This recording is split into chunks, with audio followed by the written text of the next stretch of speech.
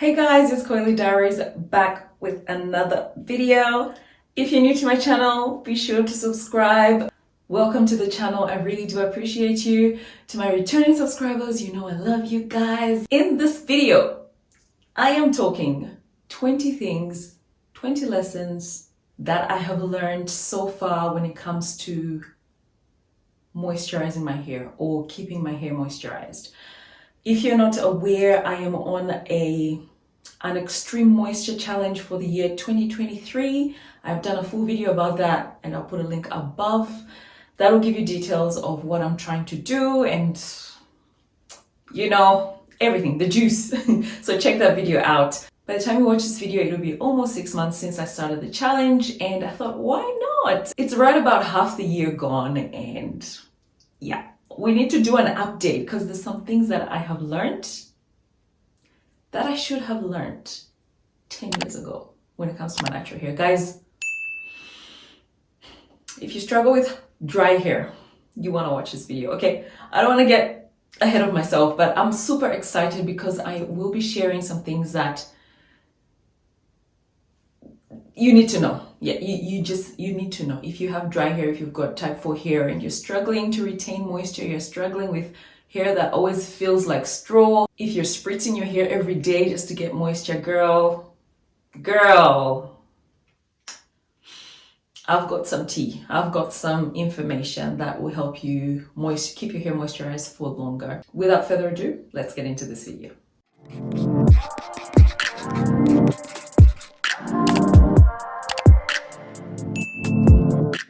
Now, of course, what do you guys think? I got a new, is it silk or satin? I think it's a silk scarf. Because guys, my old one is old, okay? So I decided I'll just wear this because, I mean, why not? I'm trying to bring it for you guys. Okay, so I hope you like the look, let me know. Anywho, I've recently done a video that talks all about moisture and mastering your moisturization routine. That video is quickly becoming the most watched video on my channel.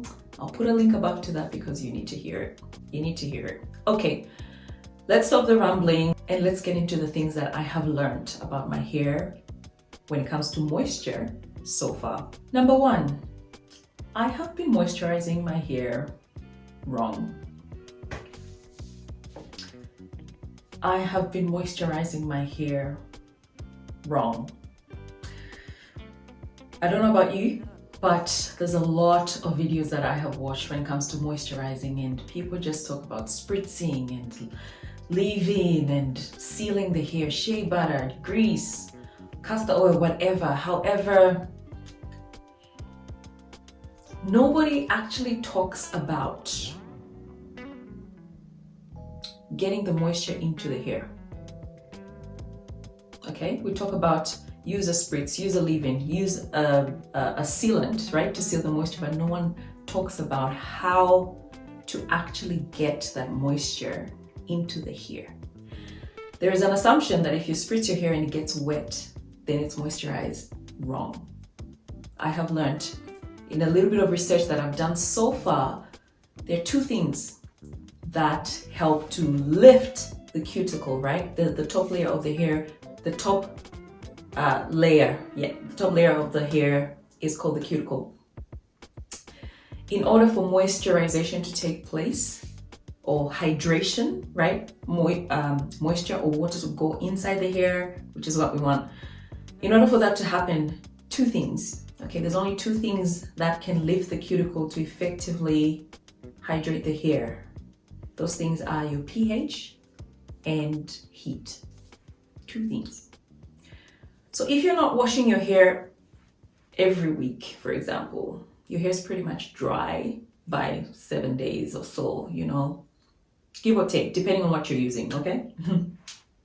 If you're using humectants, it's possible you could still have some moisture for a little bit longer because humectants do help to keep moisture around the hair, attract moisture from the atmosphere into the hair.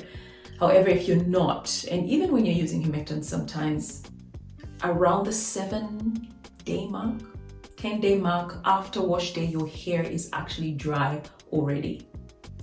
So there needs to be some lifting of the cuticle. How are we doing that? No one's talking about that. Who's talking about that? Nobody. We need to be lifting our cuticle to moisturize our hair, guys. I promise you.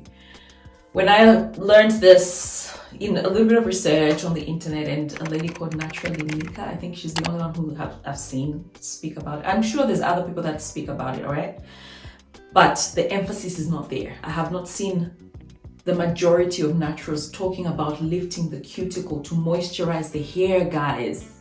And we're complaining about dry hair. Anyway, if you're not hydrating or moisturizing your hair using pH or heat, then you're really not effectively moisturizing because the cuticle hasn't lifted to allow that moisture in. Therefore, your hair will be dry shortly after that. And then in a few days, you need to spritz again. It's feeling like straw, etc. I think you know what I'm talking about. So yeah, I've learned that two things: lift the cuticle to allow hydration to happen, which means we really should be moisturizing. If you're not gonna wash your hair on day 7 or day 10, you should be moisturizing with heat to lift your cuticle to allow moisture in. There'll be separate videos. I'm gonna talk all about that in a separate video, but that's just a hint. If you're not subscribed to this channel and you've got dry hair, what are you doing? Because but we're gonna get it right. We're gonna get moisture. We're all gonna have moisture. We already all have moisturized hair, really hydrated, really soft hair by now. If you're on my channel, you know I use glycerin, okay? I've started using aloe as well, but videos for another day. Anywho, that's point number 1. I think I'm giving too much detail. We're not gonna get out of here soon.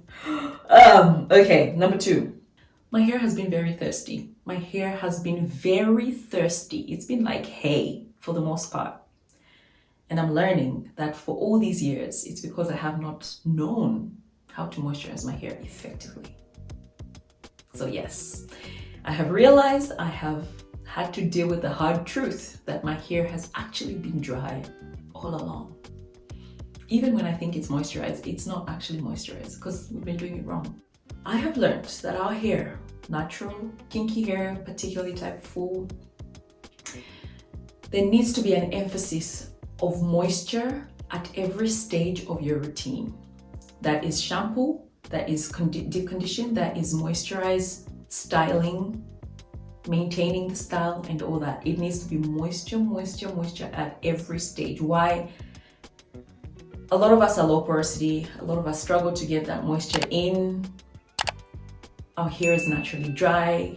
We need to find effective ways to keep that moisture in. So I've discovered that harsh shampoos, they're not something that I personally like to deal with on a regular, okay?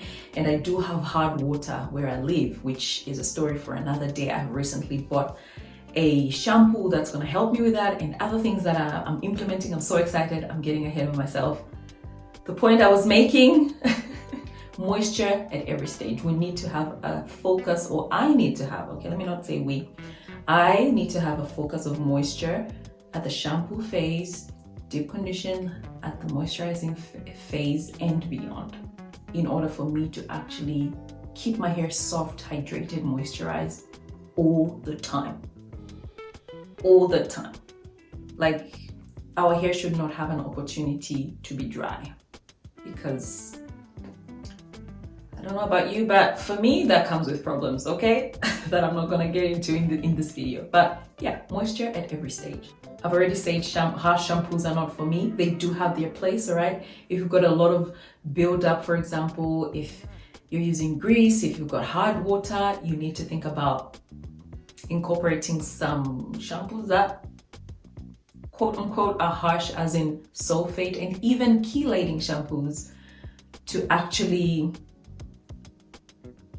allow for proper moisturization. So I'm not saying eliminate those shampoos, but I'm saying they should not be a regular. And I believe these days there are shampoos that are chelating, clarifying, sulfate shampoos that still help keep your hair moisturized, okay? So harsh shampoos, for me, not on a regular. In the vein of shampoos, not all moisturizing shampoos actually moisturize. And I've had that experience with a video I did on my Yell. I don't know if you've seen that video yet. I'm gonna do a video, but there's a shampoo that is supposed to be extremely moisturizing as advertised by the brand, but when I used it, yeah, moisturizing. Not all moisturizing shampoos are actually moisturizing. And I did a poll sometime back and I asked you guys, what's your most moisturizing shampoo? And you guys shared. I was like, my goodness. We need to learn from each other, because if a girl has tried it before, it's highly likely, if we've got the same hair type or hair texture, for example, it's likely that I'll like it as well. So I'm really glad that you guys engage with me and actually answer and share your own tips in your regimen, because that helps me too. Humectants are a non-negotiable. For me, they are a non-negotiable. And I'm talking glycerin, aloe, any humectant, really, I like it. Yeah, if you know the job of a humectant, really everybody should be thriving on the humectants. Girl! Yeah, non-negotiable for me. Sebum is my bestie. Sebum is my bestie, all right? Green Beauty talks about the scoop and spread method, where she kind of massages the scalp and then spreads the sebum across the down the shaft of the hair. Sebum can cause a lot of issues if it just sits on the scalp. I have experienced redness and itch and all of that just because my scalp is building up with sebum, right? And I'm not doing anything with it. However, if I massage my hair and drag that sebum down the hair, my scalp is happy and my hair is the softest, smoothest, most luxurious. Nothing moisturizes my hair like sebum. So I like it. And for me, sebum, I really start to see sebum around the 3-week, 1 month mark. So yeah, for my weekly washes, I mean, if you've got a really high rate of sebum production, then yes. Or if you just don't care for sebum, then don't worry about it. But for me, I love how my hair feels when I use sebum. And I believe that's God's moisturizer. He gave that to me, right?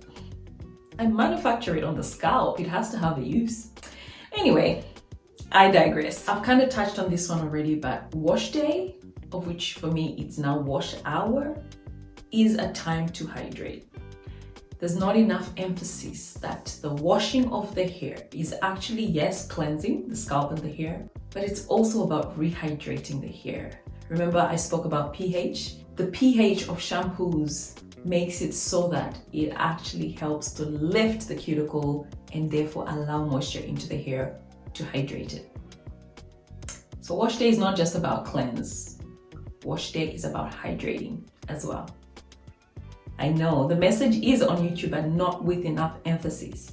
All right, it's not very structured, and people actually don't understand at a deeper level that it's actually essential to rehydrate the hair, and the shampooing process or using heat to moisturize are actually quite crucial when it comes to rehydrating the hair.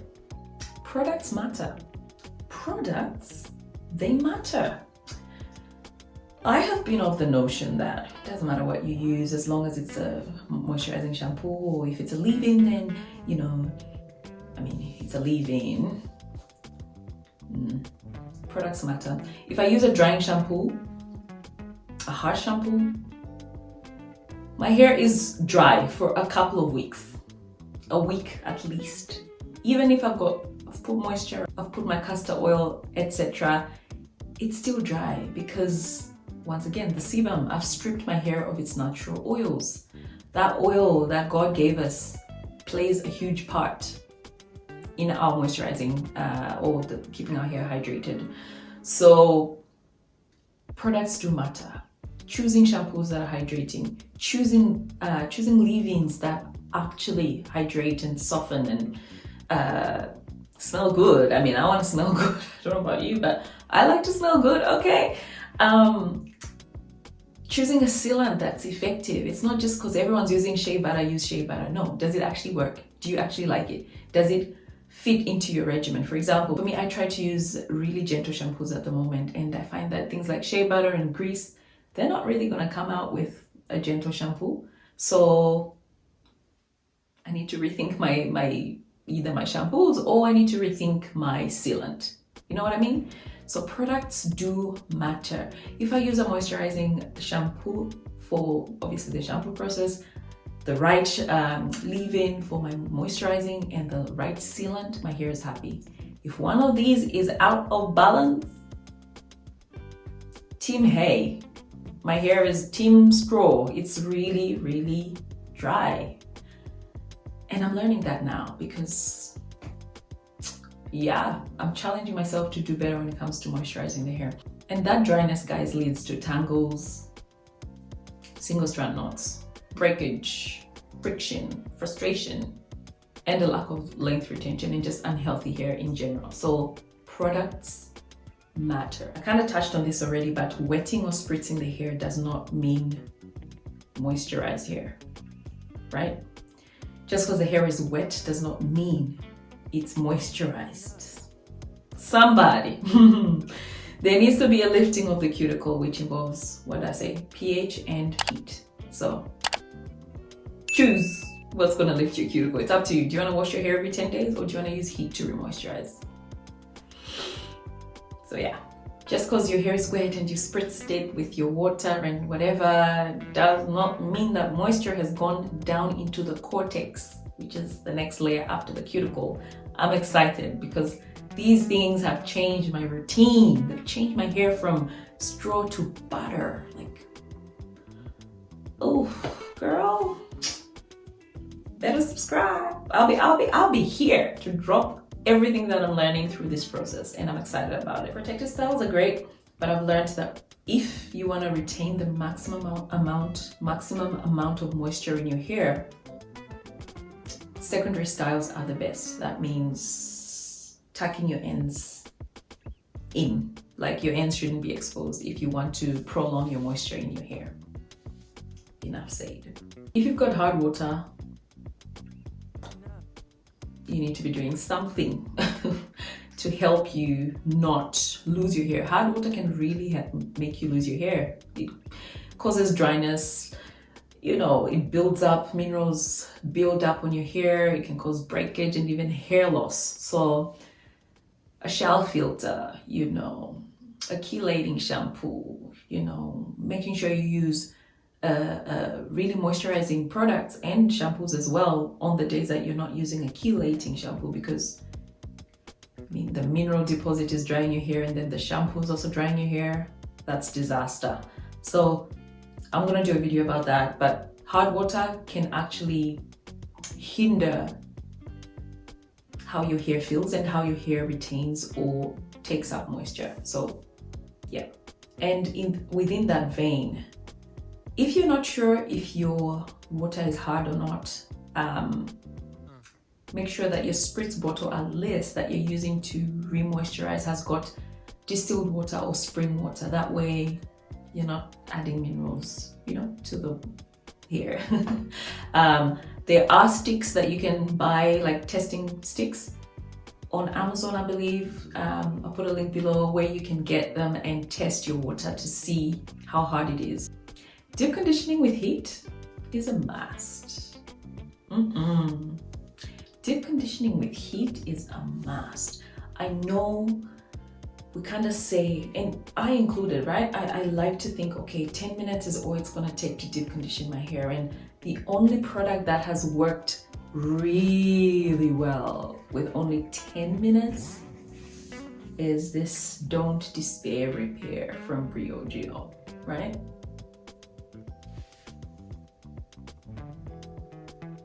I have done a review on these products. I purchased travel sizes of these products, and I went ahead to buy the full size of this particular product because I love it so much, and it really, really moisturizes, conditions my hair in no time. Seriously. And as a busy mom, I need things that work really fast. However, when I'm not using this one, I am using the Algae Renew. And this one, they say, you know, you can deep condition in 10 minutes. However, 30 minutes at least with heat. And if you can go longer, an hour. If I do have the time, I'll go 2 hours, because you're really giving your hair an opportunity to lift, the cuticle to lift. That's what we're trying to do. So for me, deep conditioning with heat is a must. Kind of touched on this one already, but remoisturizing your hair midweek or whenever it is that you remoisturize, it needs to be done with heat. I've already spoken about that. For me, I moisturize every week. I have gone up to 2 weeks ever since I started incorporating glycerin in my routine. However, I try to stick to the 1 week mark because my hair is still super moisturized and I'm trying to not give it any opportunity to dry out. So moisture at 1 week with heat, because I don't wash every week. If you wash every week, then you don't need to worry about this. Just wash your hair as normal and that will rehydrate the hair. Being generous with my products has been a game changer. Yeah, well, I don't want to save money and some of these products be expensive out here. But if you put enough product, your hair has all the opportunity to suck that moisture up, all right? And sometimes when you spritz your hair, after, you know, when it comes to remoisturizing, sometimes it actually reactivates the product that's already on the hair.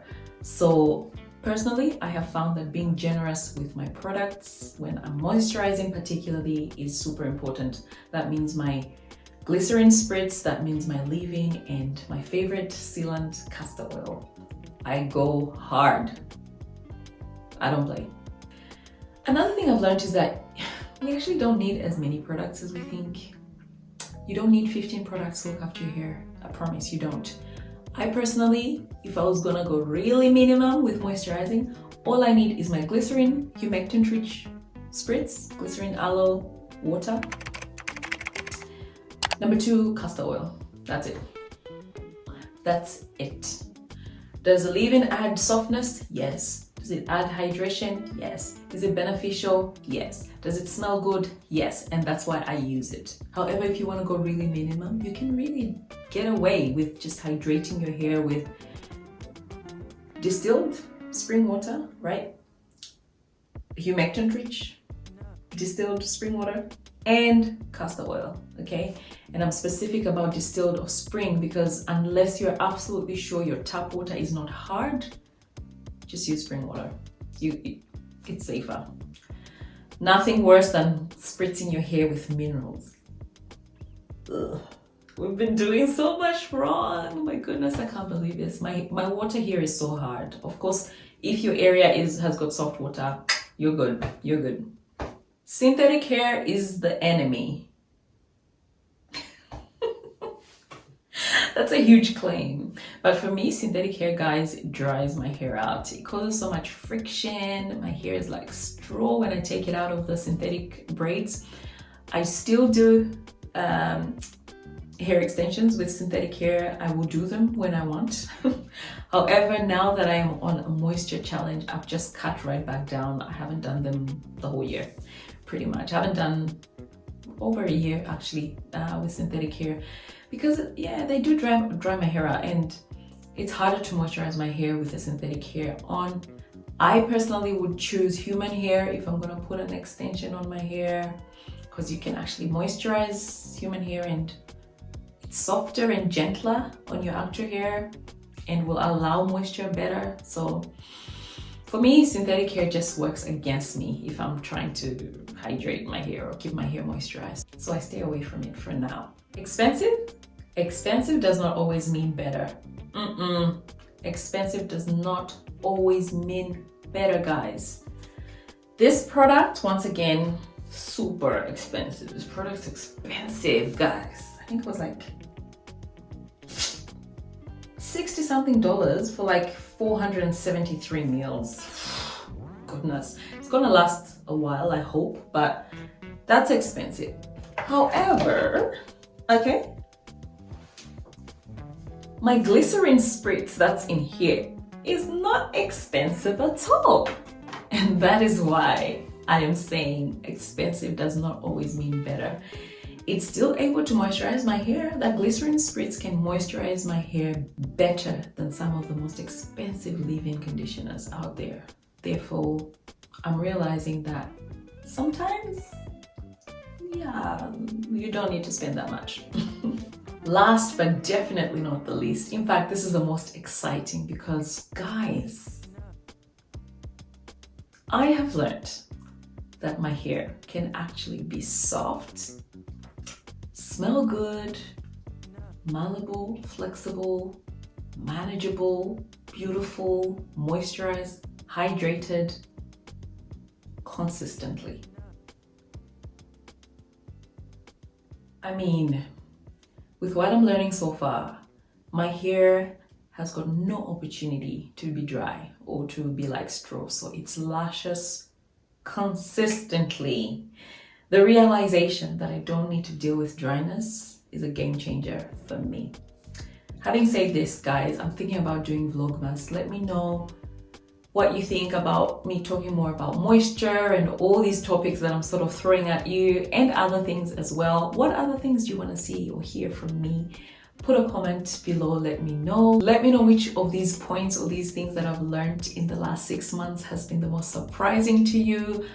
Share your routine. I learn a lot from you guys as well, and I know a lot of other people learn so much from you. Share, especially my girls that have been successful with long, healthy hair. Guys, we need to hear from you. Share the tea, share the tea. And of course, my channel is growing and I now do have memberships. So support your girl, guys. I did a poll and asked you guys if you're gonna join memberships if I started them, and you said yes. So I'm waiting for you to join, okay? Let's do it. There'll be links below to my favorite products, tools, accessories, you know, heat appliances, satin scarves, whatever. So check out my store. Guys, support a sister. I'm out here dropping gems for you guys. So please support, subscribe, like, share. It means a lot to me and it's free. Until next time, it's Coily Diaries.